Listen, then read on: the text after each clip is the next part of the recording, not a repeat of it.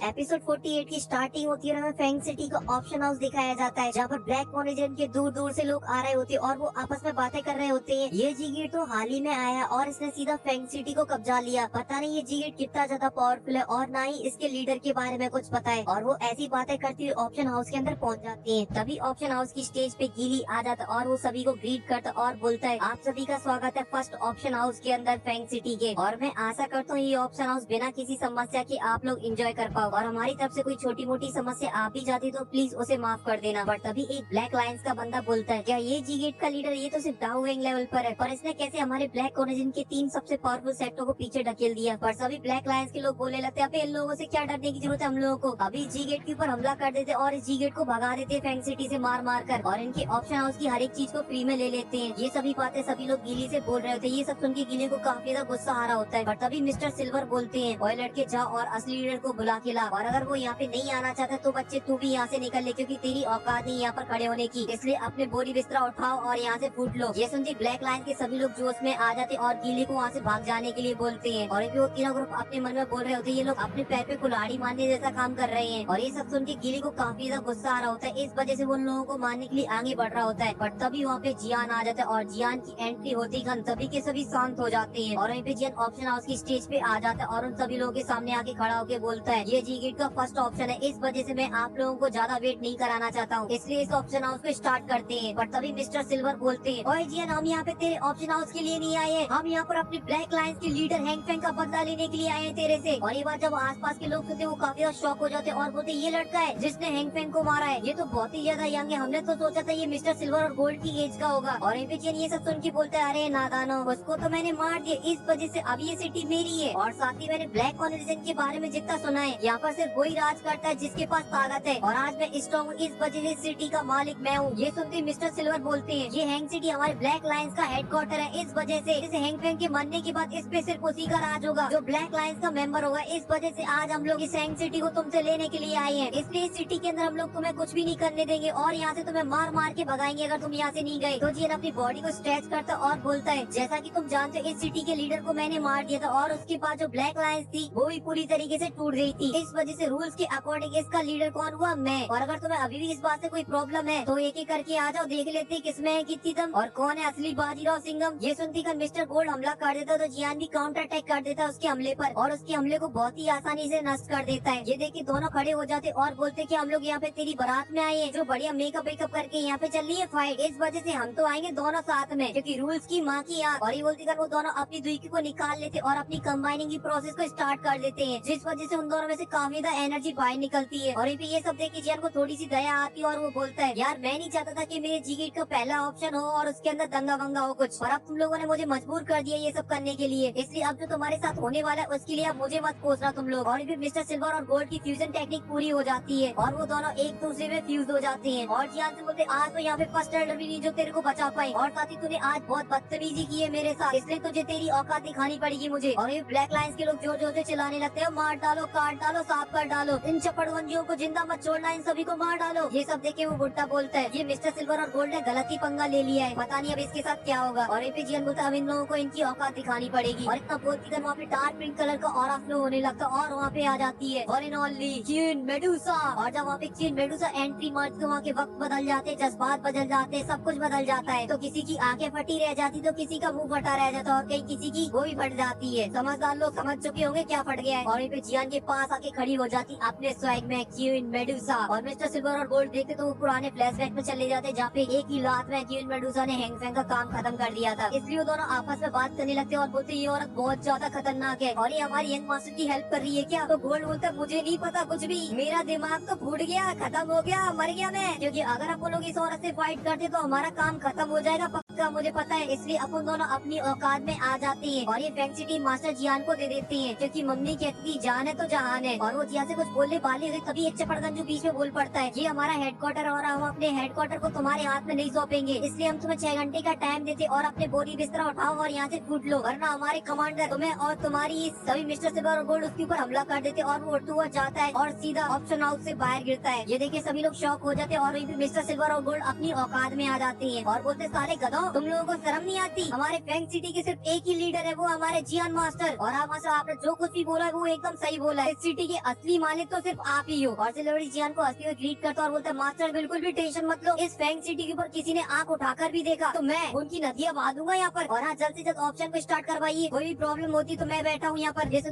Black lines के लोग जो लड़ने के लिए आए होते हैं वो अपने हथियार पटकने लगते, बेचारे का एक का तो उसके पैर भी गिर जाता है और उसके पैर का कचूमर बन जाता है। और वो लीडर बोलता है, ये दोनों तो बड़े हरामी निकले, अपनी बात ही पलट गए। और पे जियान बोलता तो जैसा कि आप लोगों के चुनचुने दूर हो चुके हैं तो इस ऑप्शन हाउस पे स्टार्ट करते हैं, इसलिए मिस्टर सिल्वर और गोल्ड आप भी अपनी सीट पे बैठ जाइए। और उन दोनों की नजर तो क्वीन मेडुसा की तरफ होती, तभी क्वीन मेडुसा उनकी तरफ देख लेती है तो उनकी डर के मारे पतलू गीली हो जाती है और बोलते बिल्कुल सर, बैठ रहे। और पे जियान क्वीन मेडुसा को लेकर वहाँ से चला जाता है और गीली ऑप्शन हाउस पे स्टार्ट कर देता है। और फिर सीन चेंज हो जाता है, फिर हमें दिखाई जाती है बैटल टू हेवन की सुंदरता, जो कि अपने स्वैग में एक चेयर के ऊपर बैठी होती है। तभी जियान उसके पास आता है और उसे टी ऑफर करता है, पर क्वीन मेडुसा कोई भी रिएक्शन नहीं देती। तो जियान बोलता है, अब मुंह बना के बैठने का क्या ही फायदा, मैं जानता हूँ कि आप मेरी रिक्वेस्टों को क्यों मान लेती हो, क्योंकि तुम्हारे ऊपर हैवी स्वेलिंग पाइथन की इमोशन भारी पड़ जाते हैं, इस वजह से तुम मेरी बात मान लेती। पर मैं ये भी जानता हूँ मेरे लिए तुम्हारे दिल में कोई भी फीलिंग्स नहीं है और मैं भी तुमसे कोई भी नफरत वफरत नहीं करता हूँ। ये सुनते ही क्वीन मेडुसा गुस्से आ जाती और बोलती है, सारी की सारी गलती तुम्हारी, अगर तुम हैवी स्वेलिंग पाइथन को वहाँ से नहीं ले जाते तो आज मैं इन सभी मुसीबतों में ना पड़ी होती। और तुम्हारी अब इतनी ज्यादा हिम्मत हो गई कि तुम मुझसे नफरत कर पाओ। और जियान के फेस के सामने जाके खड़ी हो जाती है और इस सीन को एक्सप्लेन नहीं कर सकते, इसे सिर्फ निहार सकते हैं। और फिर जियान सख्त लौंडा बनता है और पीछे जाता है और बोलता है, सॉरी, हैवी स्वेलिंग पाइथन तुम्हारी बॉडी का एक पार्ट है और फिर भी मैंने उसके साथ कभी भी भेदभाव नहीं किया, उसे मैंने अपनी फैमिली की तरह रखा और मैंने उसे वो चीजें दी जो की बहुत ज्यादा रियर थी और वो भी उनको पानी की तरह पी जाता था। ये सुनती क्वीन मेडुसा पुराने फ्लैशबैक के अंदर चली जाती है और वो फ्लैशबैक से बाहर आती है और बोलती है, हैवी स्वेलिंग पाइथन की मेमोरी है। और जियान से बोलता, पुरानी बातों को मिट्टी डालो, बात गई रात गई, तुम मेरे लिए जल्द से जल्द सोल रिकवरी पिल को बना देना, हमारा कॉन्ट्रैक्ट एक्सपायर हो उससे पहले, और अगर तुमने पिल को नहीं बनाया तो तुम भी जिंदा नहीं बचोगे। और ये बोल के क्वीन मेडुसा वहाँ से चली जाती है। और ये सब सुन के जियान अपना सर पकड़ लेता है, बट तभी वहाँ पे गीली आ जाता है और जियान से बोलता, भाई ऑप्शन खत्म हो चुका है और आपने जो इंग्रेडिएंटों की बोली थी उन सभी को लाने के लिए मैंने जी गेट के लोगों को भेज दिया, वो बहुत ही जल्दी सभी इंग्रेडिएंटों को ला देंगे। तो जियान गीली को थैंक यू बोलता है और फिर जियान मास्टर की रिंग की तरफ देखता है और बोलता है, मास्टर शायद इन इंग्रेडिएंटों की मदद से आप डीप स्लीप से बाहर आ जाओ। और फिर सीन चेंज हो जाता है, फिर हमें जियान दिखाया जाता है जो कि माउंटेन वैली में घूम रहा होता है। तभी वो एक पहाड़ के ऊपर आके रुक जाता है। ये जगह एकदम परफेक्ट है मास्टर को डीप स्लीप से उठाने के लिए, क्योंकि अगर मास्टर डीप स्लीप से उठते टाइम कुछ बवाल होता है तो यहाँ पे किसी को कानो कान खबर भी नहीं होगी। और फिर क्वीन मेडुसा से बोलता है, काइल मेरा ध्यान रखना कि मुझे कोई भी डिस्टर्ब ना करे। पर क्वीन मेडुसा इस बात का कोई भी रिप्लाई नहीं थी और वहीं पे जियान बैठ जाता है कल्टीवेशन पोजीशन में। और फिर थोड़ी देर ध्यान लगाने के बाद फर्नेस को बाहर निकाल लेता है हैंग पेंग के, और साथ ही उन सभी इंग्रेडिएंटों को भी बाहर निकाल लेता है स्पेस स्टोरिंग में से जो उसे रिफाइन करने हैं, और साथ ही अपनी नई फिल्म को भी बाहर निकाल लेता है। पर तभी उसे अपने पुराने मास्टर के फ्लैशबैक याद आने लगते हैं। फर्स्ट टाइम वो जब मास्टर से मिला था और मास्टर ने उसे अपना चेला बनाया था और ये सोचता भी जा रहा था और अपनी पिन को भी रिफाइन करना स्टार्ट कर देता, जहाँ पर मास्टर ने उसे सबसे पहले एल्केमिस्ट कढ़ाई दी थी जो कि एकदम घटिया थी। और ये बात मास्टर से बोल देता तो मास्टर उसमें एक फटका जड़ देते हैं। ये सब सोच के जियान काफी खुश हो रहा होता है। और साथ ही जब यूनसेन के साथ फाइट हुई थी उस टाइम जियान की हड्डियां पूरी तरीके से टूट गई थी, तो मास्टर ने उसके लिए बहुत ही खतरनाक चीज को रिफाइन किया था जिस वजह से वो पूरी तरीके से ठीक हो गया था। ये सब सोच के जियान फुल जोश में आ जाता है और पिन रिफाइन करना स्टार्ट कर देता है। और ऐसी जियान को पिन रिफाइन करते करते एक महीना पूरा बीत जाता है और इसी वजह से जो जियान की हालत होती है वो काफी खराब होने लगती, पर जो प्रोसेस थी वो पूरी तरीके से कंप्लीट हो चुकी थी। इसलिए जियान डिसाइड करता है जो मास्टर की रिंग है उसे कढ़ाई के अंदर डाल दे, क्योंकि कढ़ाई के अंदर जो इंग्रेडिएंट है वो काफी फायदेमंद हो गए रिंग के लिए। इसलिए जियान डिसाइड करता है और मास्टर की रिंग को कढ़ाई के अंदर डाल देता है और वो अपने पूरे जोश से मास्टर को डीप स्लीप से बाहर निकालने की कोशिश करने लगता है। और इतना प्यार देके मास्टर के लिए जो पीछे खड़ी क्वीन मेडुसा होती है उसके भी दिल के तार बच जाते हैं। पर तभी जियान की हालत और भी ज्यादा खराब होने लगती है, तो पीछे से क्वीन मेडुसा बोलती है, तुमको रिफाइन करते हुए काफी ज्यादा टाइम बीत चुका है, अगर तुम ऐसी रिफाइन करते रहे तो मुझे लगता है कि तुम्हें कोई ना रिफाइन कर ले, मतलब तुम भी डीप स्लीप के अंदर ना चले जाओ। तो ये सुन के जियान प्यार से बोलता है, तुम्हें कब से मेरी इतनी ज्यादा चिंता होने लगी? तो क्वीन मेडुसा बोलती, मुझे तुम्हारी चिंता इसलिए हो रही क्योंकि अगर तुम मर जाते हो तो मेरे लिए सोल रिकवरी पिल को कौन रिफाइन करेगा? तो जियान बोला, तुम इस बात की बिल्कुल भी टेंशन मत लो और मुझे तुमसे इस आंसर की उम्मीद थी। पर जियान को कौन समझाए, हमारी क्वीन मेडुसा के दिल के तार तो बच चुके हैं, क्योंकि क्वीन मेडुसा को अब हर जगह प्यार नजर आने लगता है, क्योंकि उसके दिल में प्यार आ चुका है अब। और जियान की हालत और भी ज्यादा खराब होती जा रही होती है, पर जियान अभी भी पिन रिफाइन करना बिल्कुल भी नहीं रोकता और मास्टर की रिंग के अंदर पिल की एनर्जी को डालता रहता है। इस वजह से जियान को अब चक्कर भी आने लगते हैं, क्योंकि जियान ने अपनी लिमिट से ज्यादा अपनी एनर्जी को यूज कर लिया था। पर जियान फिर भी नहीं रोकता और अपनी स्पिरिचुअल पावर से पिन को रिफाइन करना स्टार्ट रखता है। और जियान की हालत को देख के क्वीन मेडुसा बोलती है, क्यों मरने पे उतारू हो गया है? पर जियान इस प्रोसेस को बिल्कुल नहीं रोकता और वो कंटिन्यू रखता है अपनी प्रोसेस को, और इसी वजह से वो प्रोसेस कंप्लीट हो जाती है और जो मास्टर की रिंग होती है वो सारी एनर्जी को पी लेती है और वो कढ़ाई से बाहर आ जाती है। और जब फिर उसको देखता तो जियान खड़ा होता है और उसको पकड़ने के लिए आगे जाने लगता है, पर जियान की हालत काफी खराब हो रही थी और उसको बहुत ही तेज चक्कर आने में लगे हुए थे। इसलिए जियान उस रिंग को पकड़ता उससे पहले जियान बेहोश हो जाता और वो पहाड़ से टपक पड़ता है, मतलब गिर जाता है। तो कीनोड उसे बचाने के लिए जान लेती पर वो एकदम से रुक जाती है और बोलती मैं इसको क्यों बचाऊं, इसने मेरे साथ बहुत कुछ गलत किया है। और इसलिए कीनोड से थोड़ी देर के लिए सोच विचार करने लगती पर दिल की आंखें कहाँ किसी की चली है और इसीलिए कीनोड सभी अपने दिल की आंखें हार जाती है और वो जियान को बचाने के लिए जियान के पास चली जाती है। और फिर सारा माहौल एकदम से रोमांटिक रोमांटिक हो जाता है, चारों तरफ वादियों में प्यार बरसने लगता है, पीछे बैकग्राउंड में म्यूजिक बजने लगता है और क्वीन मेडुसा की नजर जियान के फेस के ऊपर होती है जो बहुत मासूम तरीके से जियान को देख रही होती है। और साथ ही उसे अपने सारे फ्लैशबैक भी याद आने लगते हैं जो उसने जियान के साथ समय बिताया था। और यहाँ पे जो कुछ भी हो रहा है अगर आपको डिटेल में देखना है तो आप लोग मुझे इंस्टाग्राम पे फॉलो कर लीजिए क्योंकि मैं इस क्लिप को पूरा इंस्टाग्राम पे अपलोड कर दूंगा। और मेरी इंस्टाग्राम आईडी है क्यूट लव फेरीलैंड। और यहाँ पे जियान की कायली ने उसे बचा लिया होता है और अभी भी माहौल एकदम सेट हो रखा होता है, तभी एक अटैक आता है और रायता पूरा फैल जाता है क्योंकि क्वीन मेडुसा भी प्यार मोहब्बत से बाहर आ जाती है और काउंटर अटैक कर देती है। और जब दोनों अटैक आपस में टकराते तो वहाँ पे बहुत ही बड़ा ब्लास्ट होता है और चारों तरफ पहाड़ टूटने लगते हैं। और जो क्वीन मेडुसा होती है वो भी पीछे खिसकी हुई चली जाती है अटैक से और वो बोलती कौन है यहाँ पर, तभी सामने दिखाए जाते हैं लेजेंडरी